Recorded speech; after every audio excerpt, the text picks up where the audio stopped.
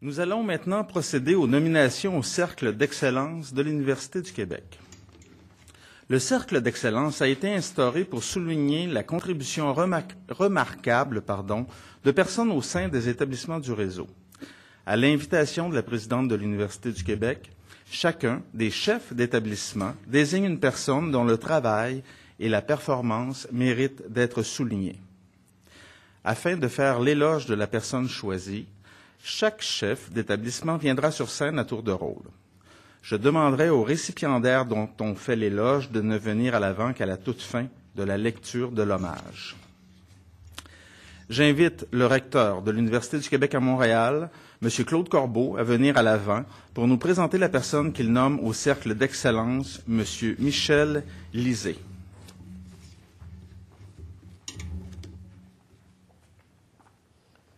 Il est vrai que si l'hommage est trop émouvant, il vaut mieux que les personnes soient assises. Madame la Présidente, collègues, recteurs, rectrices, directeurs d'établissement, chers collègues universitaires, mesdames et messieurs, il m'est vraiment très agréable de vous présenter M. Michel Lisée comme membre du Cercle d'excellence de l'Université du Québec. M. Lisée est diplômé de l'UQAM en 1971. Il est employé de l'établissement depuis 1972. Il a été de 1983 à 1988 président du syndicat des employés de l'université. Toutes choses qui ont évidemment leur valeur, mais je l'ai recommandé parce que sa contribution à l'UQAM et à l'ensemble du réseau de l'Université du Québec atteint véritablement l'excellence dans deux domaines différents. En premier lieu, M. Lisée a apporté une contribution remarquable à l'instauration et au développement de la mission de service aux collectivités telle qu'elle est pratiquée à l'UQAM depuis près de 40 ans. Embauché en 1972 à titre d'agent de recherche par l'UQAM, il a été de ceux et celles qui ont contribué à conceptualiser cette mission de service aux collectivités visant à faire en sorte que des partenaires universitaires, syndicaux, communautaires puissent travailler ensemble dans le cadre de protocoles d'entente et dans le cadre d'une politique des services aux collectivités qui sera adoptée par l'UQAM en 1979.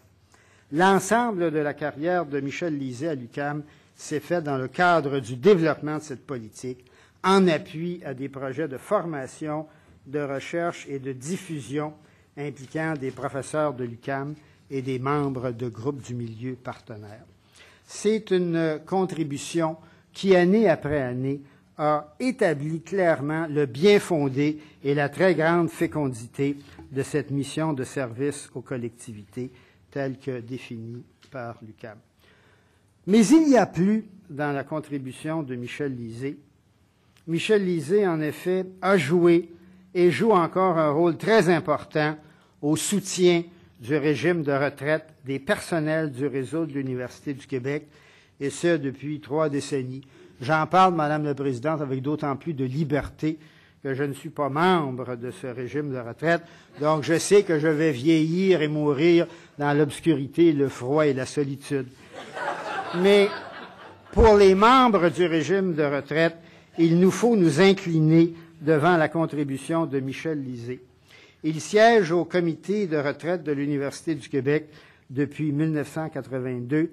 Il a servi comme membre du comité de placement depuis 1986 et du comité exécutif depuis 1991. Il a été vice-président du comité de retraite et président du comité de placement pendant plusieurs années. C'est une continuité de service qui est absolument remarquable. Et je dois dire aussi qu'il participe avec une profonde connaissance des enjeux au débat de société sur ces régimes de retraite, et Dieu sait qu'il s'agit d'une question d'actualité. Et il a fait plus encore, à la demande de la direction du service aux collectivités de l'UQAM, il a appuyé depuis 2004 une coalition de groupes communautaires et de femmes par un soutien technique qui a débouché sur la mise sur pied, en octobre 2008, du régime de retraite par financement salarial des groupes communautaires et de femmes, un régime interentreprise à prestations déterminées regroupant aujourd'hui 3 000 personnes salariées provenant de près de 400 groupes communautaires et de femmes. Il a obtenu des prix pour cela, et j'ai plaisir à dire que ce régime est l'un des rares qui était capitalisé et solvable au 31 décembre 2011. Il a aussi servi à des comités importants de la Régie des rentes du Québec. Ainsi donc, Madame la Présidente, tant par son engagement de 4 décennies dans le développement de la mission de service aux collectivités de l'UQAM, que par son apport de très grande qualité aux enjeux des régimes de retraite et son implication personnelle dans la gouverne du RUC, je pense qu'il faut accueillir Michel Lisée comme membre du Cercle d'excellence de l'Université du Québec, et je suis très heureux de pouvoir le faire aujourd'hui. Merci, Madame la Présidente.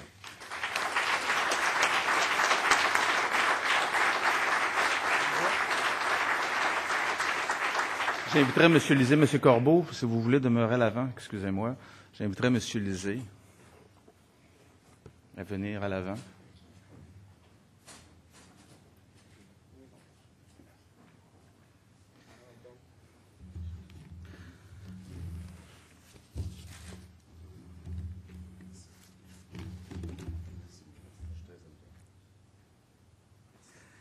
Félicitations, M. Lisée.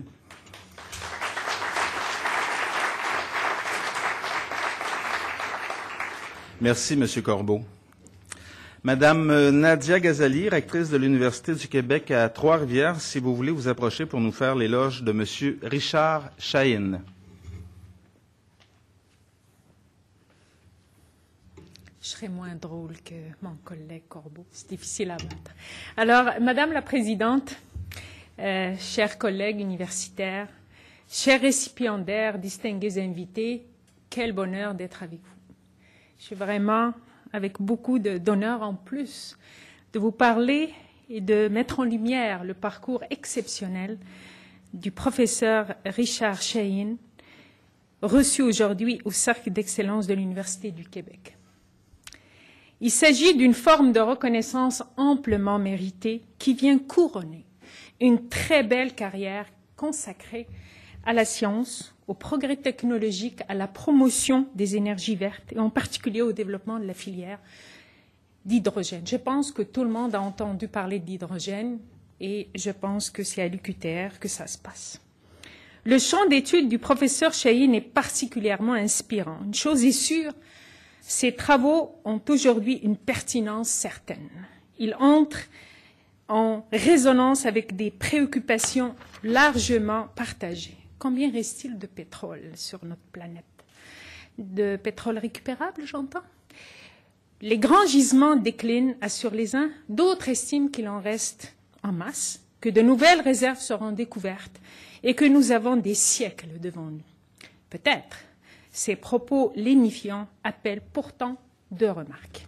D'abord, que le pic de production ait été atteint ou reste à venir ne change rien au fond des choses. Les énergies fossiles finiront par se tarir. Pas tout de suite, c'est vrai, mais si on considère à quel point nos économies entières ont soif de pétrole, 100 ou 200 ans, c'est peut-être beaucoup pour nous, on ne sera jamais là, mais c'est après-demain pour l'humanité, pour notre Terre. Il serait irresponsable par conséquent d'éluder la question de la transition vers de nouvelles énergies. Autre chose, si ces réserves existent bien et peuvent être extraites, a-t-on le luxe de toutes les exploiter? Ça soulève le problème du réchauffement planétaire. Les journaux rapportaient la semaine dernière que la fonte de la banquise arctique n'a jamais été aussi prononcée. Des chercheurs ont aussi avancé récemment que les bizarreries météo, et on les vit toutes, et remarquez, on est tous bronzés cet été, c'est peut-être avec raison, observées depuis plusieurs années ne sont pas de simples anomalies, mais des manifestations des changements bien réels qui affectent le climat terrestre. Autrement dit, notre dépendance aux combustibles fossiles est peut-être en train de compromettre certains équilibres géoclimatiques et par conséquent de perturber les systèmes de régulation et de distribution de la température du globe. Considérant l'éventuelle déplétion des stocks et ou le possible bouleversement du climat, il est impératif de s'intéresser aux énergies de substitution. Une des solutions envisagées à l'échelle internationale consiste à remplacer le pétrole par de l'hydrogène obtenu à partir de sources d'énergie émettant peu de gaz à effet de serre. La production et l'utilisation de l'hydrogène comme carburant se heurtent toutefois à des difficultés majeures. Le professeur Chahine, son équipe de chercheurs et son vaste réseau de collaborateurs s'attaquent justement à ces défis. Et déjà, des percées significatives ont été réalisées. Nombre d'entre elles résultent des travaux pionniers du professeur Chahine. Le volume et la qualité de sa production scientifique sont en ce sens remarquables, si bien qu'il fait aujourd'hui figure de référence dans son domaine. Co-détenteur de brevets au Canada et aux États-Unis, c'est à lui que l'on doit la fameuse règle de Chahine. Dans la communauté scientifique et le monde industriel se servent pour établir la capacité des absorbants de carbone à retenir l'hydrogène. D'ailleurs, ces travaux sur l'absorption de l'hydrogène par les matériaux nanoporeux ont considérablement élargi les perspectives en recherche et trouvent aujourd'hui de nombreuses applications. Chercheur de calibre mondial, le professeur Chahine est membre fondateur et depuis 2005, directeur de l'Institut de recherche sur l'hydrogène, un de nos pôles scientifiques les plus en vue. Ce foyer intellectuel rassemble une équipe d'environ 40 chercheurs et étudiants qui se chargent de faire progresser les connaissances, d'encourager le développement des énergies alternatives et de proposer des solutions reposant sur l'utilisation sécuritaire de l'hydrogène. Le professeur Chahine est aussi titulaire de la chaire industrielle de recherche CRSNG sur la purification, le transport et le stockage de l'hydrogène. Ses activités de recherche ont toujours été fortement subventionnées, ce qui lui a permis de créer un environnement d'apprentissage optimal pour les jeunes talents qui gravitent autour de lui. Des recherches menées conjointement avec des partenaires publics et privés, l'organisation de colloques, le soutien à la diffusion, contribue à former une nouvelle génération qui, à son tour, saura innover et relever les défis de la transition énergétique. Le professeur Chahine a compris dès le départ une chose capitale. Devant l'ampleur et la complexité de la tâche, la recherche sur l'hydrogène ne peut demeurer confinée à une discipline, une institution ou un territoire. Elle commande au contraire la mise en rapport des intelligences. Sa forte crédibilité lui a justement permis de créer H2CAN, réseau stratégique pan-canadien dont il a pris la tête et qui se consacre au développement et à l'implantation des technologies de l'hydrogène. Véritable plateforme pour les collaborations interdisciplinaires, ce vaste regroupement d'expertise encourage la circulation des idées et facilite les transferts vers l'industrie canadienne. De manière à passer de l'idée à l'application, le professeur Chahine s'est toujours soucié de faire dialoguer les savoirs et de jeter des ponts entre les gens du laboratoire et d'industrie. C'est vrai au pays, et ça l'est aussi à l'international, le professeur Chahine s'emploie en effet à étendre et à densifier les échanges avec l'Amérique et l'Europe, où sa forte notoriété lui vaut de siéger à de nombreux comités s'intéressant aux énergies alternatives. Très sollicité, il enrichit les travaux de plusieurs revues savantes, comités d'experts, jurys scientifiques et instances d'évaluation. Pour vous donner une idée de son rayonnement, sachez qu'il est le seul membre étranger du groupe d'analyse et du système mis sur pied par le département américain de l'énergie. En outre, l'Agence internationale de l'énergie l'a désigné comme expert canadien dans le cadre d'un accord qui souhaite favoriser l'utilisation de l'hydrogène en tant que vecteur énergétique. Et bien sûr, comme vous le savez, il a coprésidé la 19e conférence récemment internationale sur l'hydrogène et à cette occasion, un prix d'excellence académique lui a été également accordé. Quel privilège de parler de M. Chahine. Mon cher Richard, il est où? Il est là. C'est maintenant au tour de l'Université du Québec de saluer l'excellence de ton travail. Je m'en réjouis vivement et je t'offre tous mes compliments. Depuis que je suis à l'UQTR, pour moi, c'est le premier bonbon qu'on m'a offert, mais on m'a offert heureusement d'autres bonbons. Depuis que je suis à l'UQTR, j'observe que toi et tes collègues de l'Institut formez une équipe des chercheurs, des équipes de chercheurs les plus dynamiques et des plus innovantes que nous ayons. Une des mieux réseautées aussi. Grâce à vous, nous tissons des liens solides partout au pays et dans le monde, ce qui contribue à étoffer la vie scientifique de notre établissement et accroître sa visibilité.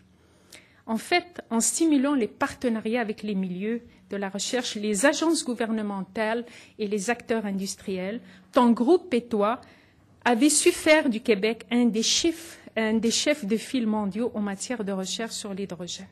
C'est là un accomplissement en tout point admirable, à la hauteur de ta brillante carrière de professeur et chercheur. Comme je l'ai dit, merci tout d'abord d'avoir choisi l'UQTR comme premier lieu pour faire ton nid. Merci surtout d'y rester et d'y contribuer encore après plusieurs années. Je te présente au nom de tous les collègues qui sont là et au nom de Madame la Présidente et tous les collègues de l'UQ, mes félicitations et mes sincères remerciements. Merci.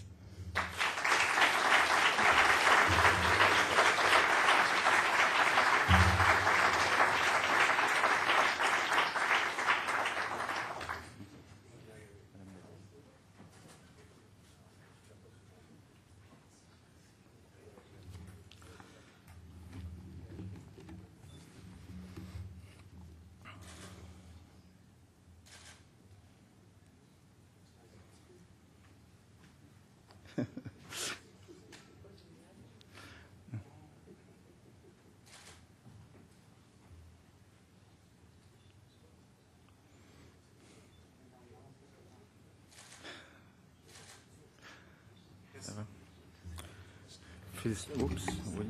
Votre mot, madame. Oui, je faisais le temps. C'est ceux-là. Merci. Alors, félicitations, monsieur Chahine.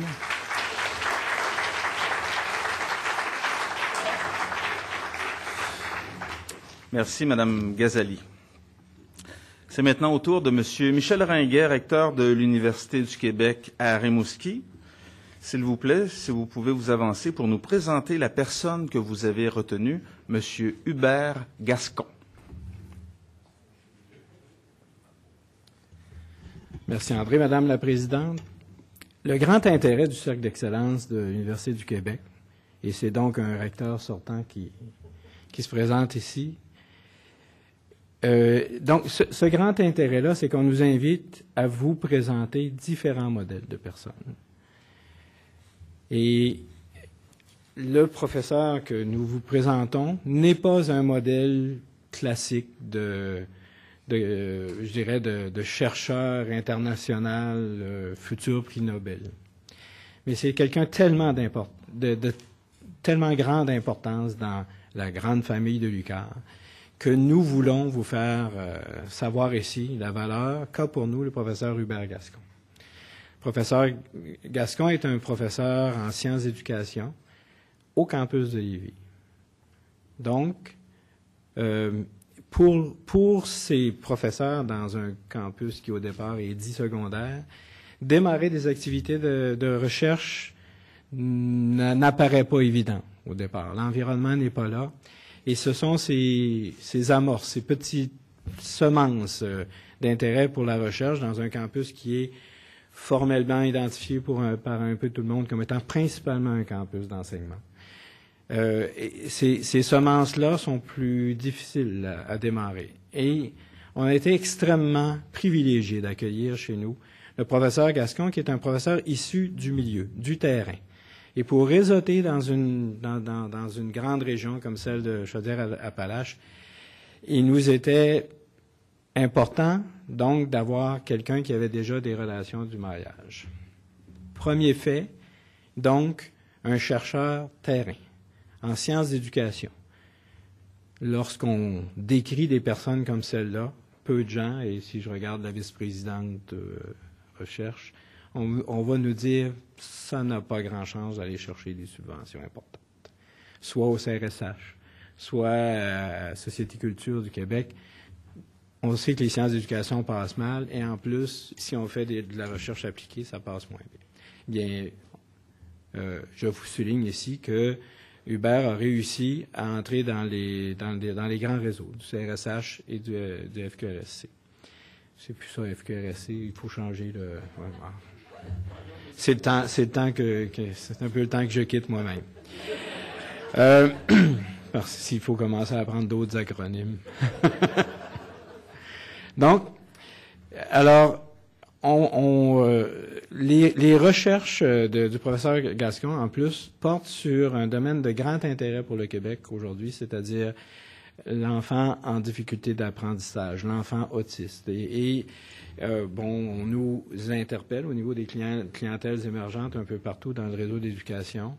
Hubert travaille de très belle façon à faciliter ce passage, cette intégration des individus qui ont le droit à l'éducation autant que tout autre. Et il le fait beaucoup dans le milieu familial, en travaillant avec les parents, en travaillant avec frères et sœurs, amis, tout.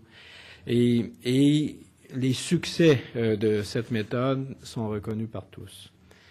Ils ont d'abord été reconnus récemment par l'Université du Québec à Rimouski, qui lui a remis le prix d'excellence en recherche Alcide-CA.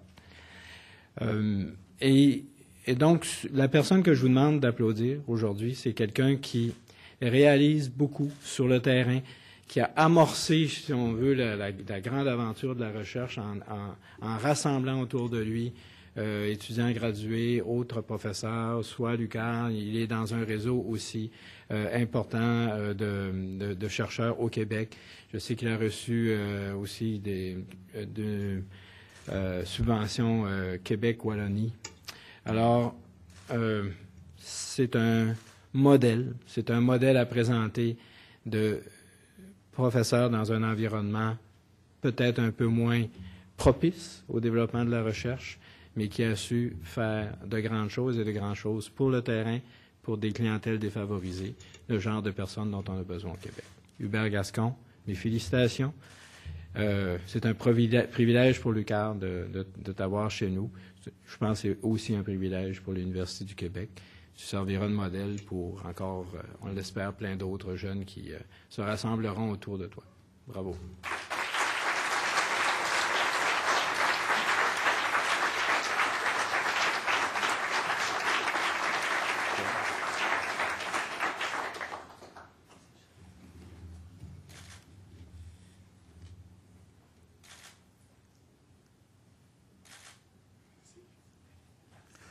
Félicitations, M. Gascon.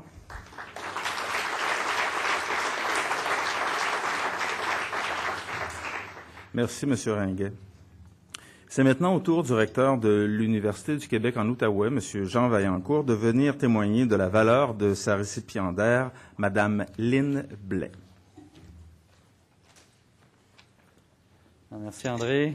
Madame la Présidente, chers collègues, Lynn Blais est une professionnelle chargée de gestion, responsable des admissions au bureau du registraire et des services aux étudiants de l'Université du Québec en Outaouais depuis plus de 20 ans.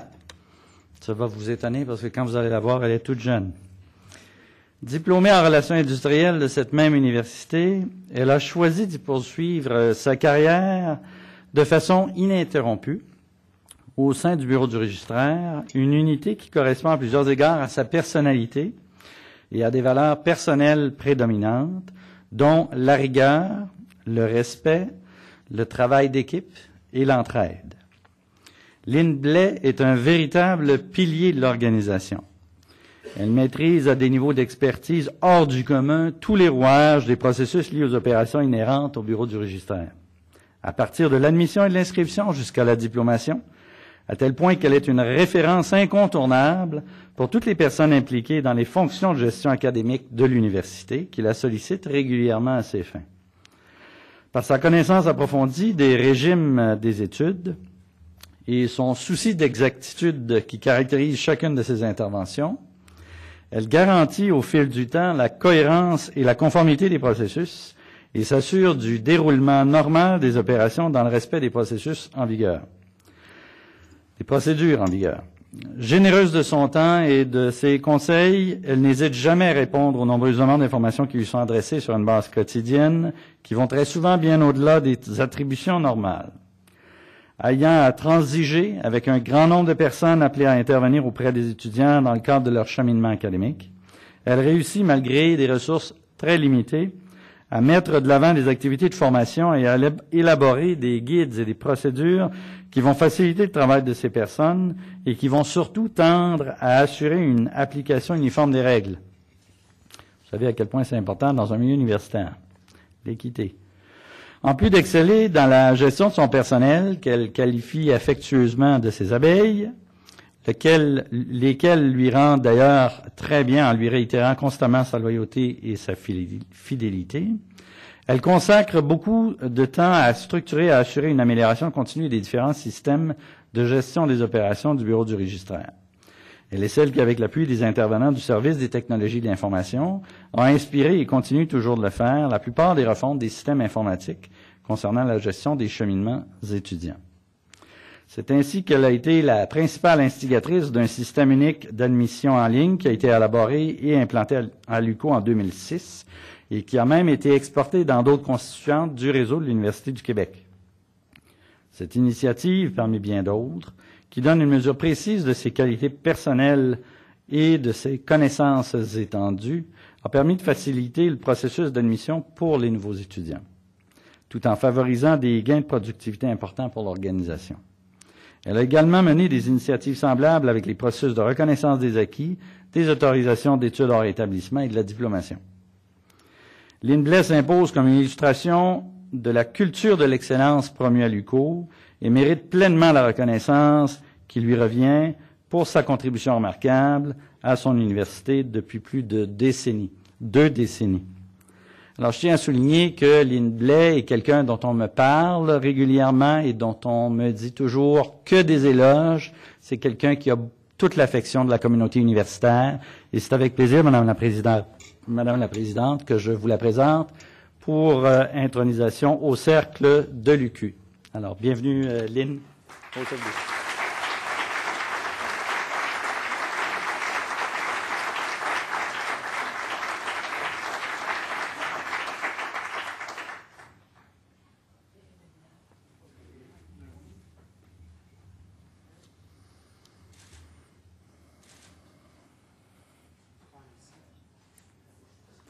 Félicitations, Madame Blais.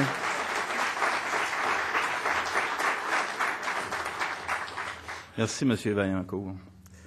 Madame Joanne Jean, rectrice de l'Université du Québec en Abitibi-Témiscamingue, voulez-vous, je vous prie, venir nous faire l'éloge de Madame Annie Desrochers?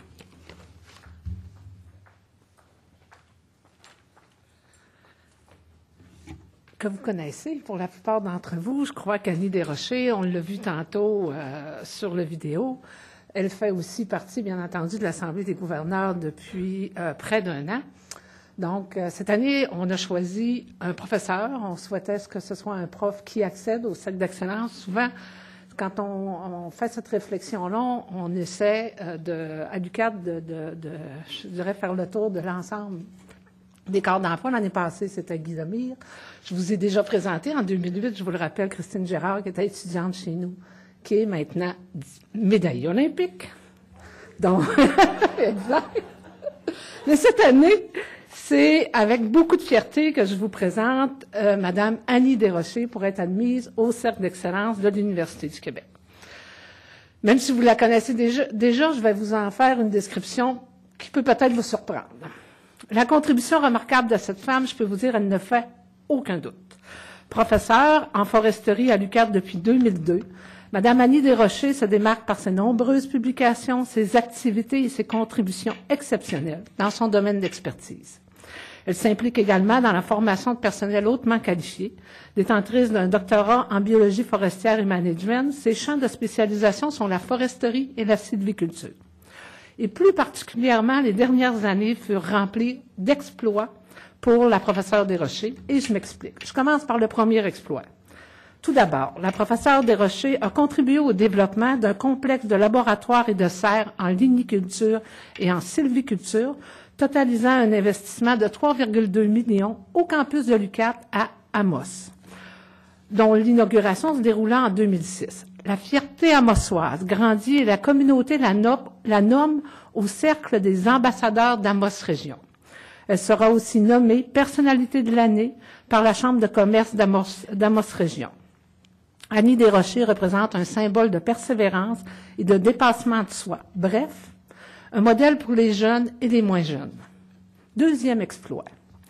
Après Dallas, Jérusalem, les Pays-Bas, la Géorgie et Madrid, elle convainc ses collègues scientifiques d'ici et d'ailleurs de tenir le 6e colloque international sur le développement racinaire à Amos, en Abitibi-Témiscamingue. Quelle surprise et grand sentiment de fierté pour les Amossois d'accueillir 75 chercheurs en provenance d'une vingtaine de pays pour un événement scientifique d'une telle envergure. Troisième exploit, et non le moindre, et pour lequel vous connaissez particulièrement Annie. En 2011, les résultats de ses travaux sur les greffes racinaires attirent l'attention du magazine Québec Science. Ces recherches lui valent donc de faire partie des 10 découvertes de l'année. En plus de cette reconnaissance, elle remporte avec son étudiante Émilie Taroux également le prix public Québec Science Découverte de l'année 2011. C'est la première fois que des chercheurs d'une constituante de l'Université du Québec reçoivent cet honneur. De plus, c'est aussi la première fois que ce prix est remis à une femme et que la découverte de l'année n'est pas dans le secteur de la santé ou connexe au secteur de la santé, mais bel et bien en foresterie. Un domaine important pour le développement du Québec, pas seulement de l'Abitibi-Témiscamingue. C'est donc tout un exploit dont nous sommes vraiment très fiers. D'abord pour la professeure Desrochers, mais également pour l'UQAP et pour l'ensemble du réseau de l'UQ. Et pour conclure, le 4e exploit que je désire porter à votre attention est d'ordre plus personnel et mérite, à mon avis, tout autant notre respect. En 2010, celle qui avait toujours cru que l'exercice physique était pour les autres a décidé qu'elle prenait sa santé en main et amorçait un virage avec détermination, entêtement et courage. En effet, l'entraînement intensif d'Annie lui permet à présent de participer à plusieurs événements sportifs. D'ailleurs, elle s'est distinguée en 2012 lors d'un demi-marathon à Ottawa en mai dernier et à un marathon, 42 kilomètres, à San Francisco à la fin du mois de juillet. Tout un exploit qu'elle a réussi. Sa ténacité est contagieuse. Elle a entraîné avec elle sa famille, ses amis. C'est compliqué. Elle est à la veille d'entraîner toute l'université dans sa quête de saines habitudes de vie. Je lui lève mon chapeau. À travers un métier qui la passionne, elle réussit de façon remarquable à concilier un mode de vie actif et une vie de famille remplie puisqu'elle est maman de 2 jeunes enfants. Mesdames et messieurs, c'est un immense privilège pour moi de vous présenter ce soir cette femme d'exception, Madame Annie Desrochers.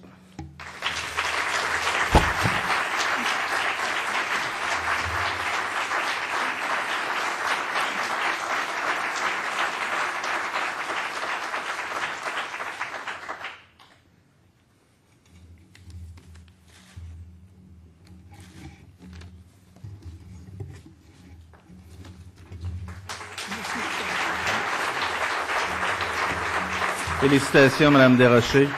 Merci beaucoup, Madame Jean. Monsieur Nelson Michaud, directeur général de l'École nationale d'administration publique, si vous voulez bien vous approcher, afin de rendre hommage à Monsieur Jean Turgeon.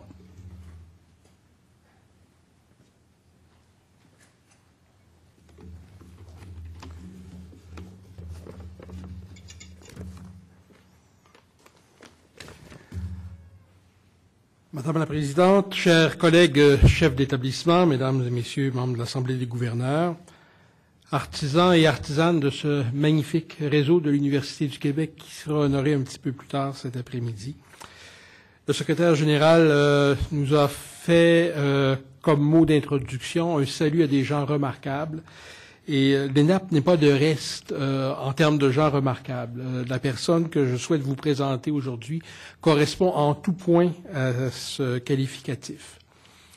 Le 1er septembre prochain, dans quelques jours, dans quelques heures en fait, Jean Turgeon prendra sa retraite de l'ENAP après 21 années d'engagement suivi auprès de ses pairs et de sa communauté. Il y avait apporté le bagage de près d'une dizaine d'années d'expérience de l'administration publique, de la pratique, du terrain, une expérience acquise comme analyste au ministère de la Santé. Tout au long de sa carrière, Jean Turgeon a contribué de façon véritablement exceptionnelle au développement de l'école. Il l'a toujours fait avec générosité, sans compter les heures. Inlassablement prêt à travailler aux projets les plus innovants et les plus porteurs, sa disponibilité sans faille a inspiré ses collègues, à maints égards, mais entre autres lorsqu'ils ont concocté un néologisme, la jean-turgeonisation. C'est un terme qui signifie accepter 1000 mandats et tous les accomplir avec autant de succès. La définition n'est pas encore dans Wikipédia, mais on y travaille. Il n'est donc pas surprenant que la part de Jean Turgeon se soit fait sentir dans plusieurs secteurs de l'école. Il y a notamment été directeur des études et directeur du programme de doctorat. Il y a aussi participé à la formation de 2 groupes de recherche, le groupe d'études sur les politiques publiques et la santé et le centre d'expertise en évaluation. Ce groupe a été au cœur de l'excellence acquise par l'école, notre université se classant première au Canada quant à la qualité de la formation donnée dans ce domaine, un témoignage très éloquent de la capacité de faire dialoguer et de s'enrichir mutuellement, recherche et enseignement. Comme professeur, le principal objectif qui a toujours animé Jean Turgeon a été de fournir aux étudiants un environnement d'apprentissage optimal. Les rapports humains sont également sa force. En plus d'être un grand pédagogue, il sait dynamiser un projet de recherche. Plus récemment, Jean a accepté pour la seconde fois d'occuper le poste de directeur de l'enseignement et de la recherche par intérim. Il y a consacré tout son talent, toute son énergie, comme s'il avait reçu un mandat complet, comme s'il était là pour 5 ans. Il n'y avait pas de défi qui était trop petit pour lui. Parmi ses réalisations, qu'on peut qualifier de notoires, il faut remarquer la mise en fonction d'un directeur de la qualité de l'enseignement. Le montage de dossiers complexes, tels des demandes d'appui financier pour l'établissement de chaires de recherche, pour lesquelles on souhaite avoir de très bonnes nouvelles dans les semaines à venir, et la mise en fonction d'un bureau de coordination des études à Montréal qui a déjà fait ses preuves en termes d'augmentation des services reliés aux études et d'augmentation conséquente de la population étudiante. Nous lui avions confié le rôle de gardien de phare. Il a accompli celui de gardien de phare. À 10 ans d'intervalle, ces 2 mandats comme DER ont été marqués au coin de la transition. Et je puis assurément témoigner qu'en de telles circonstances, Jean Turgeon a su relever le défi avec toute la sagesse que des situations telles qu'une transition impose et tout le dynamisme que les relances alors interpellées exigent. Il a été pour l'école un conseiller d'une très grande valeur, capable de donner des lectures fines des situations complexes. Et si je puis ajouter une note personnelle, il a été pour moi, au cours de ma première année à titre de directeur général, un conseiller, un confident, un appui absolument inestimable qui m'ont permis d'aborder ces nouvelles responsabilités avec une sérénité que je n'aurais jamais pu avoir autrement. La contribution de Jean Turgeon a été telle qu'il a fallu beaucoup d'efforts, probablement un peu la détermination de son épouse, qui avait sans doute un mot à dire dans tout ça, pour venir à bout des très nombreuses pressions des collègues qui ont maintes fois insisté auprès de Jean pour qu'il renonce à ses projets de retraite. Malgré le regret que nous avons de voir Jean nous quitter, nous savons qu'il saura pleinement profiter des nouvelles occasions qui se présenteront à lui. Mais au-delà de nos meilleurs vœux, nous croyons important de souligner la qualité et la générosité de ce qu'il a offert à l'école en recommandant son admission au Cercle d'excellence de l'Université du Québec. C'est donc un très grand honneur, un plaisir et un privilège de vous présenter le professeur Jean Turgeon.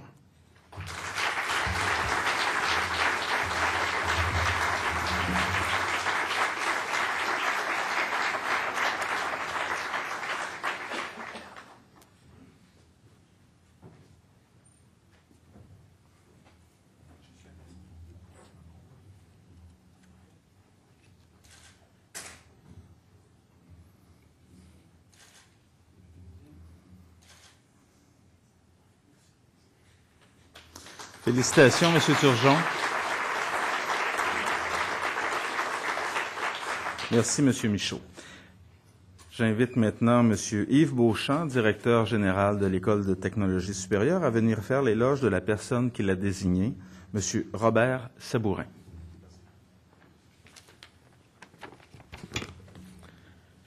Alors, chers collègues, l'école, depuis sa création, il y a maintenant 40 ans, a connu une croissance tout à fait exceptionnelle.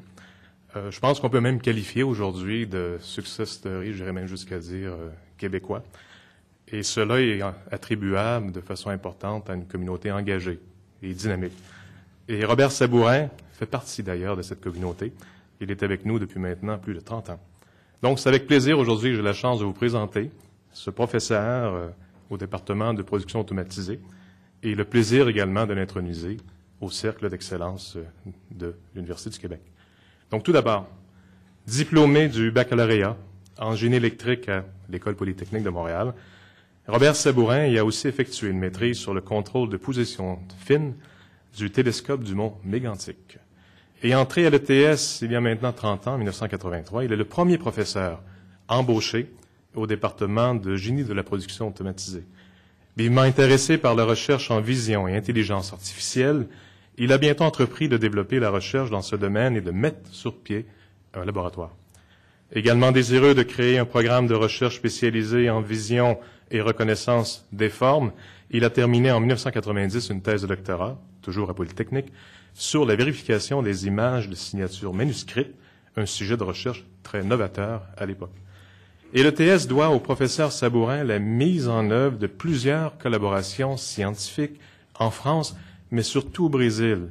Et sa contribution la plus importante à l'international est sans aucun doute la création de 2 programmes de doctorat, l'un en 1994 en génie électrique au Centro Federal de Educação Tecnológica de Paraná, il pourra me corriger, et l'autre en 1997 en informatique appliquée à la Pontificia Universidade Católica de Paraná à Curitiba, au Brésil. Et dans le cadre de ces collaborations interuniversitaires, il a effectué à ce jour plus de 35 missions scientifiques à cette dernière université, où il a animé une équipe de recherche composée de 6 professeurs. Et l'ensemble de ces travaux a permis la formation de plus de 40 étudiants à la maîtrise, et cette année marquera la diplomation du 25e finissant de ce programme de doctorat.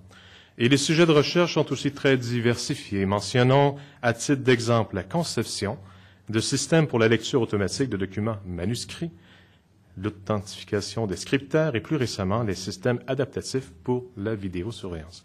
Et la qualité et l'originalité de ces travaux lui ont valu une importante subvention du Fonds de recherche du Québec Nature Technologie ainsi que du MDEE, de tous les grands organismes subventionnaires. Et pour sa part, comme vous l'avez vu dans la vidéo d'introduction, l'ETS lui accorda en 2011 une chaire de recherche institutionnelle sur l'étude des systèmes de surveillance adaptatifs et évolutifs dans les environnements dynamiques. Et ses travaux et ceux de son équipe dans les domaines de la vision, de la reconnaissance, de la forme et des algorithmes évolutionnaires ont donné lieu à plus de 300 publications scientifiques dans des revues et conférences internationales, mais plus important, plus de 4000 citations. Il est l'un des chercheurs les plus cités à l'ETS, qui témoigne de la pertinence et de la qualité de ses travaux de recherche. Et par ailleurs, depuis 2006, le professeur Sabourin, directeur du laboratoire agréé d'imagerie de vision et d'intelligence artificielle à l'école, et dans ce contexte, il anime une équipe composée de plusieurs chercheurs de l'ETS, mais aussi de l'Université Laval et de l'École polytechnique, ainsi que de plusieurs universités brésiliennes, bien entendu. Il dirige et co-dirige actuellement 4 stagiaires postdoctoraux et une douzaine d'étudiants au doctorat. Et en plus de son implication importante dans la supervision d'étudiants au cycle supérieur, le professeur Sabourin est fortement engagé dans le développement des études de 3e cycle à titre de directeur du programme de doctorat en génie de l'ETS. Et depuis son entrée en fonction en 2008, il a notamment la responsabilité de l'encadrement des jeunes doctorants au début de l'examen doctoral. Et à ce jour, il a organisé à chaque session un séminaire au cours duquel chacun des étudiants doit présenter sa programmation de recherche et problématique. Et comme directeur du programme, il a planifié et assisté à plus de 350 présentations orales. Et outre son rôle crucial auprès des étudiants, il joue de plus en plus un rôle de mentor auprès des nouveaux professeurs de l'école. Donc, pour sa contribution importante à son domaine de recherche ainsi qu'au développement des études supérieures, notamment au Brésil, mais également à l'ETS et plus particulièrement au niveau du doctorat, l'ETS et toute la communauté sont heureuses de bien vouloir le présenter à titre de membre du Cercle d'excellence de l'Université du Québec. Donc, bravo, Robert.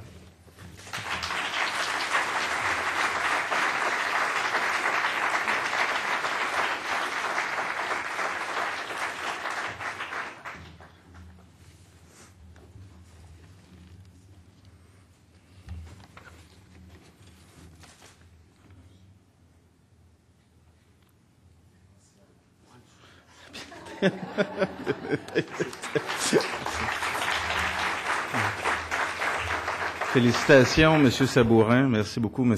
Beauchamp. Merci au chef d'établissement pour ses témoignages convaincants et félicitations aux nouveaux membres du Cercle d'excellence de l'Université du Québec. Je vous invite à tous les applaudir.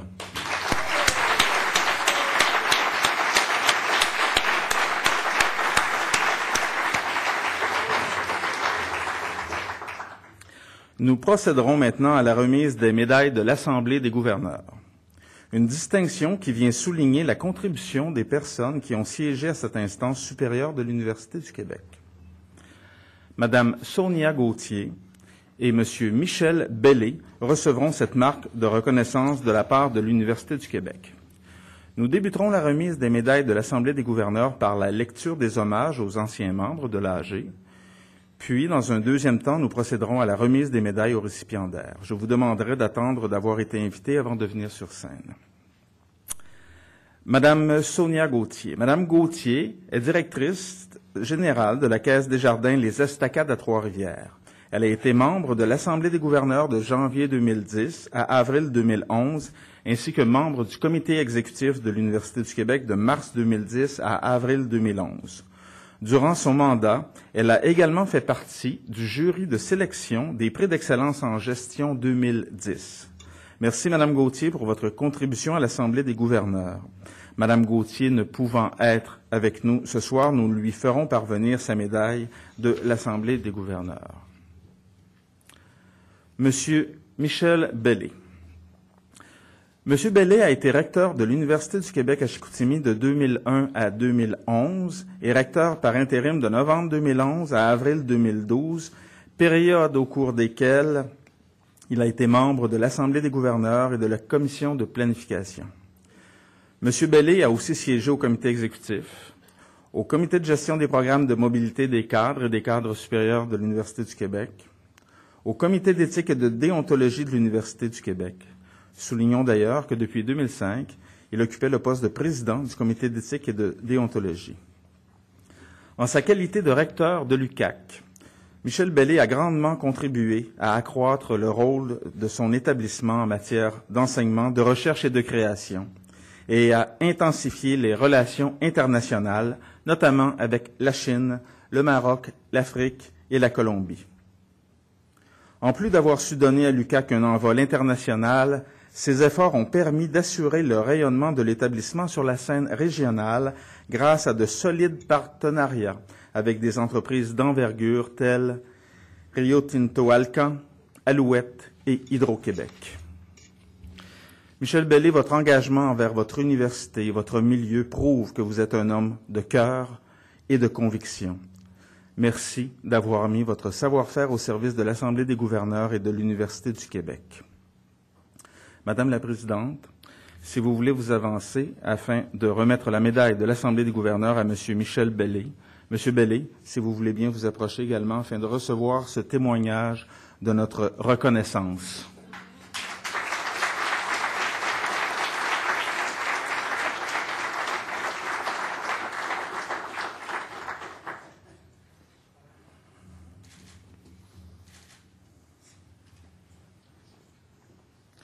Monsieur Bellé, toutes nos félicitations et remerciements encore une fois.